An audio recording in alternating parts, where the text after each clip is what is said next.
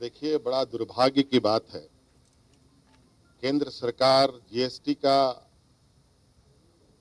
Compensation देने में तो सक्षम नहीं हो पा रही है और राज्यों को आर्थिक तंगी का मार झेलना पड़ रहा है। और इसी बीच केंद्र सरकार ने हमारे आरबीआई स्थित बैंक से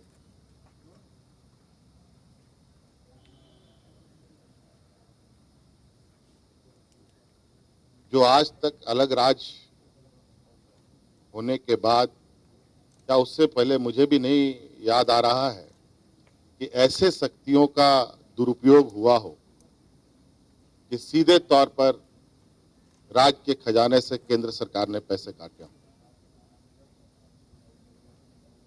आज हमारे आर्थिक स्थिति पहले से ही डामाडोल रही है, जो इसमें केंद्र सरकार को पता भी है। और जिस तरीके से ये हरकत हुई है, मुझे लगता है ये फेडरल सिस्टम पर बहुत बड़ा कुठाराघात है। और कल ही रात में निर्मला सीतारमण जी ने मुझे चिट्ठी लिखा है और फोन से भी बातें की कि आप लोन ले लीजिए। एक तरफ से पैसे सीधे तौर पर हमारे खाते से निकाल लिए जा रहे हैं और लोन लेने की दबाव डाली जा रही है। आज डीबीसी जो भारत सरकार ने 90,000 करोड़ रुपए जो बिजली के मद में रखा था कि सभी राज्यों को लोन लेना है, जब आप इस तरीके से हमारे पैसे काटेंगे तो हम लोन किस बात कर लें। आज कैबिनेट ने इस लोन को लेने से मना कर दिया, खारिज कर दिया। अगर इसी तरीके से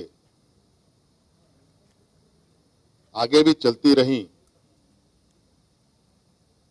आज केंद्र उपक्रम कोयला के क्षेत्र में कोल इंडिया बड़े पैमाने पे राज्य सरकार का पैसा हमारा उनसे निकलता है। हमने तो उनका कोयला नहीं रोका। डीवीसी बड़े पैमाने पे हमारे राज्य के पानी का उपयोग करता है, हमने तो उसको नहीं रोका। लेकिन मुझे लगता है जिस तरीके से राज पाने के लिए राज्य में झारखंडियों ने आर्थिक नाकेबंदी का उदाहरण भी दिखाया है, कहीं राज्य की जनता ऐसी हालात पर और ऐसी सौतेला व्यवहार पर हमारे खनिज से पूरा देश जगमगाता है, पूरे देश के उद्योग चलते हैं। और इस तरीके का व्यवहार निश्चित रूप से डेमोक्रेटिक फेडरलिज्म का ये उदाहरण नहीं हो सकता। इस विषय पर मैं प्रधानमंत्री जी से बात भी करूंगा, पत्र भी लिखूंगा और इस विषय पर मैं पुरजोर से अपना विरोध जताऊंगा और न्याय के लिए जो उचित प्लेटफॉर्म होगा उसका उपयोग किया जाएगा। और तो और बड़ा विचित्र आपको पता चलेगा, जो इन लोगों ने 5600 करोड़ रुपए का बकाया दिखाया है, वो पूर्व की सरकार की है। इन्हीं की सरकार की थी। हमारे सरकार बनने के बाद तो हमने डीवीसी को पैसे कंटिन्यूअस देना शुरू किया था। आखिर उस समय क्यों नहीं इन लोगों ने इस तरीके का काम किया? क्यों उस समय इन लोगों ने सीधे खातों से पैसे नहीं निकाले? ये कहीं ना कहीं गैर भाजपा शासित राज्यों को परेशान करने का है, उनको नीचा दिखाने का मंशा दिखता है। ये छोटी बात नहीं है। हमें वित्त मंत्री कहती हैं हमने पत्र लिखा है, इस पर आप गौर फरमाएं। मैंने कहा गौर क्या फरमाएं? अभी आपने पत्र दिया, कल ही आपने पैसे निकाल लिए हमारे खाते से, और वो भी पता नहीं और सब राज्यों का बिजली का कितना बकाया है। मुझे तो लगता है कि सबसे कम बकाया तो झारखंड का ही होगा, और सब राज्यों का, यूपी का और बड़े शहरों का कितना बकाया होगा,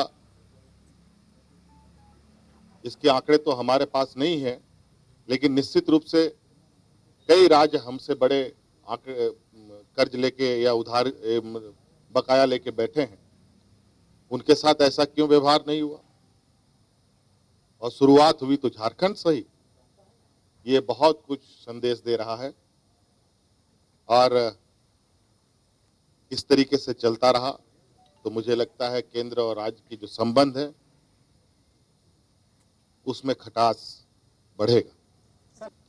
वो तो मैंने पहले भी कहा, जब हमने इनको राज्य सौंपा था उस समय हमने डीवीसी का बकाया 0-0 करके हमने दिया था। 5 साल में इन लोगों ने 1 रुपया डीवीसी को नहीं दिया, और 5 साल में इन लोगों ने इतनी बड़ी बकाये खड़े कर दिए।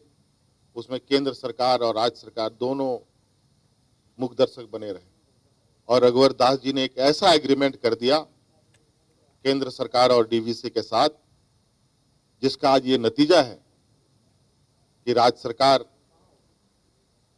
के ऊपर इस तरीके से हमले हो रहे हैं, और इसका हम जवाब भी देने में सक्षम नहीं। लेकिन इसको नए तरीके से हम बात को रखेंगे, नए तरीके से चीजों को आगे ले जाया जाएगा, और अपनी अधिकार हम भीख के रूप में नहीं मांगेंगे, बल्कि अधिकार के साथ लेंगे।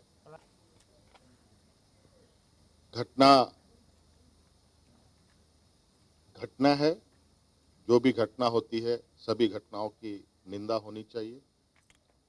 जो भी गुनहगार होगा बख्शा नहीं जाएगा, सजा उसको निश्चित रूप से मिलेगी। जब टूटती है आस, जब थकती है सांस, जब रूठते हैं अपने, मुंह मोड़ता है जमाना, जब अंगड़ाई लेता है संकल्प, फिर बनती है कहानी, बनते हैं अनमिट निशान। देखिए मेरे साथ संघर्ष की दास्तान।